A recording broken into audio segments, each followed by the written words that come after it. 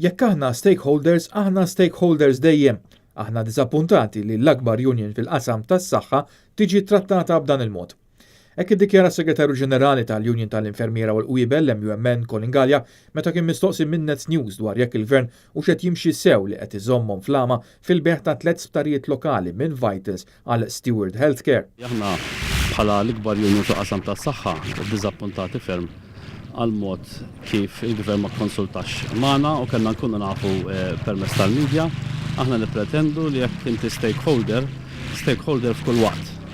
Mux meta nażlu l-ħinijiet u le meta ma nkunu stakeholders. Wara l-pożizzjoni mħabbra mill-Kunsill tal-Assoċjazzjoni Medika Maltija iktar kmieni 3 filgħodu b'azzjonijiet industrijali mas-settur kollu tas-saħħa mit-tnejn li ġej, Colin Galea spjega li sa dalgħodu kienet ma sar l-ebda kuntatt magħhom dwar dan min-naħa tal-MAM. Dan meta d-deċiżjoni tal-Kunsill tal-MAM ittieħdet it-2 filgħaxija. Is-Segretarju Ġenerali tal-MUMN spjega li l-Union għadha trid tiltaqa' ma' tmexxija ta' Steward Healthcare aktar tard din il-ġimgħa qabel ma jkun deċiż x'pożizzjoni se tkun qed tieħu. Il-MAM s'issadu ma kellmunix. Bħala Union però bħala MUMN aħna l-pożizzjoni tagħna qiegħda li aktar tard din il-ġimgħa għandu jkun hemm skedat laqa ma' Steward. Minn hemmhekk wara dik il-laqgħa mbagħad l-MUMN tkun tista' tiddikjara l-pożizzjoni tagħha biex naraw jekk l-interessi tal-membri tagħna u se jkunu salvagwardjati jew le. Il-kwistjoni ta' trasferiment tal-isptarijiet mingħand Vitals għal għand Steward Healthcare kienet ukoll tfaċċat fil-Parlament u fil-Qrati.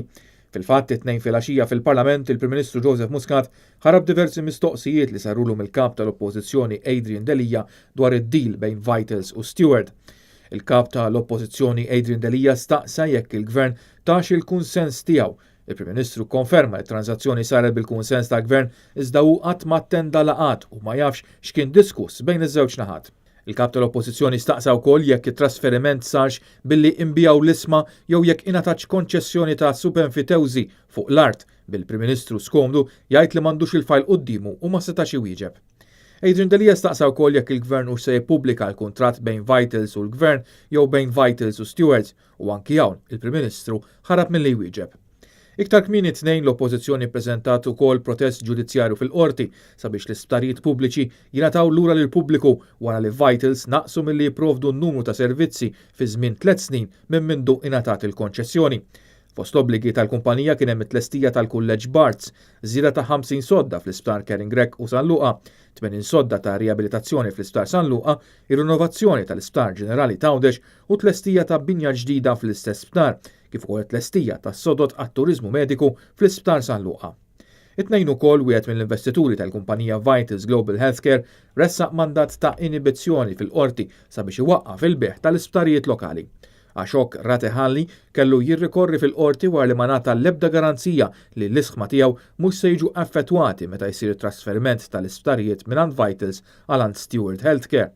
Fil-mandat tiegħu Ratehalli jitlob li d-drittijiet tiegħu jiġu protetti meta jsir il-beħ jew trasferiment tal-isma tiegħu minn kumpanija għall-oħra u għandu 5% tal-isma ta' VGH.